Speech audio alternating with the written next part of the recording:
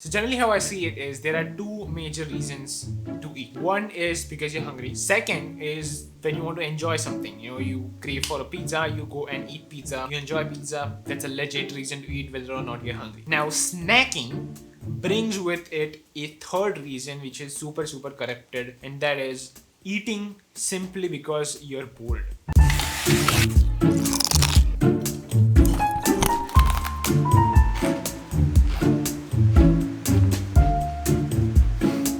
You don't want to do that. Eating because you're bored, eating because you have nothing else to do, eating just because you walked into the kitchen and there is like a bowl of grapes lying around and you just grab a bunch of grapes and put it in your mouth. Right? There was absolutely no reason to eat at that point, but you did.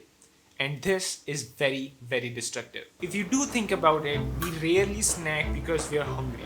We generally snack because we have nothing else to do, we are bored, and it's just, your life sucks basically. Now, the problem with all of these things is because we as humans have a severe mismatch in the environment we are living in the 21st century and the environment we were meant to live in, let's say 10,000 years ago. When we evolved as human beings, we used to hunt for food, we used to gather for food, and that is all we did all day, every day. And food in those times was very scarce. It was very difficult to acquire food for yourself and for your tribe, for all of them to get satisfied and like a belly full of meal. So our brains sort of got evolved to not lose an opportunity to eat something when we get it. Now what happened is in the 21st century where we are living here, there is like an overabundance of food. I can order tens of thousands of calories just like with the click of a button. So because there is like an overabundance of food around us and our brain is basically wired to not lose any opportunity to eat any food that it sees in front of it, it is very important that whatever you eat, whenever you eat, has to be in a very disciplined manner. You cannot just leave your eating behavior on autopilot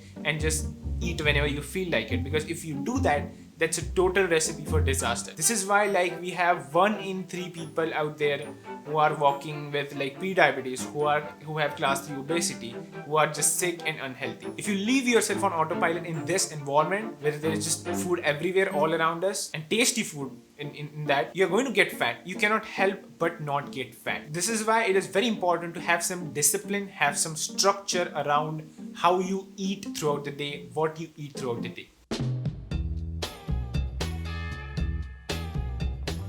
Now there's always this question that what if I want to include a snack, let's say in the evening time where I'm hungry but I don't want to eat a big meal. What if a snack is in my meal pattern? That is totally okay, right? If you are practicing disciplined snacking, that is 100% alright. That's not going to cause you any harm, right? So if you decide that I'm going to have 3 snacks throughout the day, 1 in the morning, 1 in the afternoon, and 1 in the evening, and you have decided what you're going to eat, in what portion size you're going to eat, and it's all in control and in a structured manner, absolutely no problem. That sort of thing is not going to cause you any harm. Just mindlessly putting food, you don't want to do that.